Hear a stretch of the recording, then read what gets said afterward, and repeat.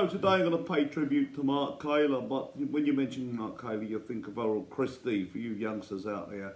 But what happened, it was in 1985, a press conference for a fight for their a final eliminator over 12 rounds at Wembley, and in a London casino, it all kicked off outside at a proper tear-up near the Scouts and then outside into the streets. They had every fine, and it was anyway. It was billed in them days as a race 8 fight, and which was none of the two. It was just complete, utter, proper niggle between the two. Yeah, and it was a really bizarre fight. Before I go on to pay tribute to them, but what actually happened during the fight was unbelievable. That they actually got a staunch West Ham fan. Mark Kaylor, born in Cannon Town, right, become a West Ham fighter, lived up the road, Stanford-le-Hope, went to Shell Boxing Club there and ended up going back to West Ham, a bigger club, staying with his gran, his roots where he was born, not far up the road, but you know, it's a bit of a travel for a kid. Anyway, that's where he went and become leading amateur, boxers and Olympian, and actually went on as a professional, of course. But what happened, so it's complete hatred, but it was really funny because Big Cash Pennant, who I met, black fella. Cash, part of the old intercity firm, West Ham, big black fella, as I said. He was actually called to keep peace, not the police. The police hated it under their nose. Actually, to keep peace was the West Ham fans, because Cash was black, obviously Errol Christie was black. Unbelievable, really. To think, and they kept the peace. They didn't sell any alcohol. It was a cracking fight. Anyway, so what actually happened? Errol Christie. Let's have a look at Errol, because really you mentioned one. Whilst it's Mark's day, but you mentioned one, you mentioned two, and I'm sure Mark wouldn't be too disappointed with that. But Errol Christie is still in the Guinness Book of Records. He won all 10 of his national titles. He can enter 10, and he won 10 in those days. Everyone who was able to enter, he did. And turned professional, absolutely mustard, and he was going along fine. I think he KO'd 12 of his first 13 wins, and then he walked onto a shot against a Belgian fighter, and it was a blemished record. But this fight was heated, and it was a big purse in them days. It was 85 grand, but it was a lot of money in 1985. Yeah, so a fantastic fight, one of the best fights ever. Yeah, but this story just goes on and on. Really, I mean, to think that Mark Kaylor's just passed, aged 64. Yeah, a young man. Now, I hadn't met Mark, but I watched him fight. My dad took me. I was very privileged to watch a bill consisting of him and Tony Simpson topped the bill for the European, British, Commonwealth, and European titles. Went all the way, full distance, very competitive fight.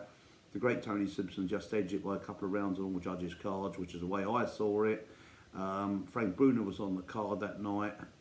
I think Rocky Kelly, a good two-handed warrior from West London. But Kirkland Lane, as the crowd cleared, I made my way to a front row seat, and there I watched Kirkland Lane. It was a fantastic memory for me. You know, I thank my dad and all that for just giving me the opportunity.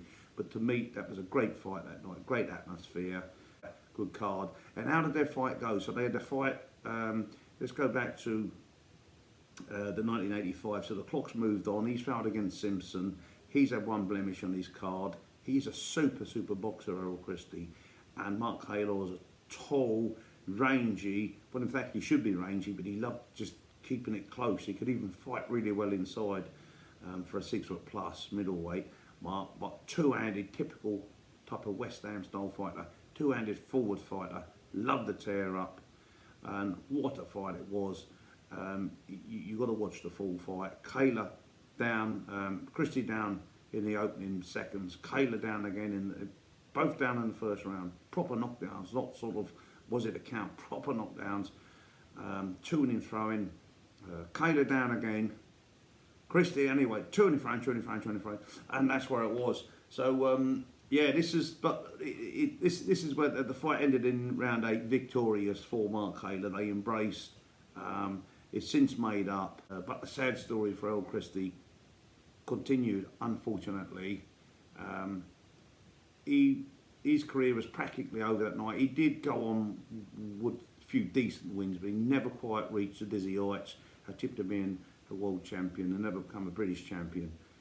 He had one last ditch fight in 1993. His career was really over in 85. It kept going a bit until 1990, but it's proper over then. Come back after 3 years at a poor defeat against a so-so opponent. And he got arrested. He tried numerous little jobs, bless him. You know, tried to be a stand-up comic. He tried running a market stall. We tried talking kids out of knife crime. Good, decent guys. He tried many jobs, but it just never panned out for him. This tip-to-be superstar, and he was jumped by the police. I think it was in 2017 now he passed. And he jumped by the police, and they thought they got their real man, and he was totally innocent of all wrongdoing. He just got the wrong bloke, and the police apologised. He thought he cracked the rib, and when he went, sadly, went on to see what the damage was with the rib. They discovered lung cancer, bless him, and the really much liked and loved, a lovely boxer he was. He's watching him back in the amateur days, beautiful boxer. I thought he was going to be world champion. Maybe a little bit of punch resistance at the higher level as a pro stopped him, but he was a beautiful boxer, very game, very brave. Yeah, sadly, lung cancer got him, and the Coventry boxer ended up dying in an hospice in South London, I believe. Very sad. Yeah, that was him. And then it moves on to just 53 was. So these two fighters you deemed together. Now we're back to East London's Mark Kaylor, bless him. It's now time to pay tribute to Mark. What can you say? Just 64 years of age. I don't know. You know, he's just passed. I don't know what he's passed with, what his illness was, what cause of death was. I don't know that much. But I know he moved to America. Very hard man. 48 professional fights. Fought people right in the middle of the ring. Fought with his heart in his face. Yeah, 7 defeats on his card. But age of just 64. You put them together, it's almost one really old man's life, isn't it? You know, guys live into their hundreds. None of them made old bones, but they give us great entertainment. It's one of the great British fights not only before the fight, out the ring, and they see it, you know, they finished it with peace, love, none of the race shit. They really embraced each other. In fact, Mark Kaylor said he was very embarrassed at his behaviour of that time. He said, I'd never do that now. It's what I was a young man.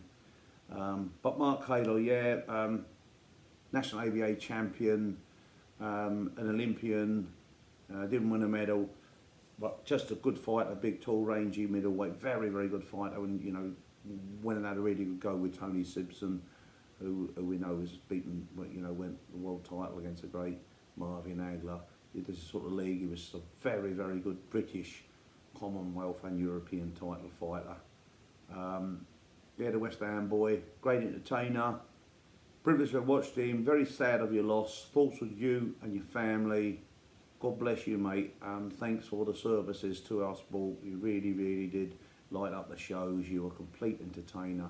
And whilst mentioning you, will not forget your old arch rival, once enemy, become your friend, Errol Christie, the much loved man. So 2 men much loved out there. God bless you, boys. And let's hope you meet for a third time. Not in the car park, not in the ring, upstairs in heaven, boys. Good luck, God bless to you both. Yeah, thanks for the entertainment you have brought. It really was entertainment. Any of you guys out there, grab and watch the full fight in 1985 Wembley between Mark Kaylor and Errol Christie. You won't be disappointed.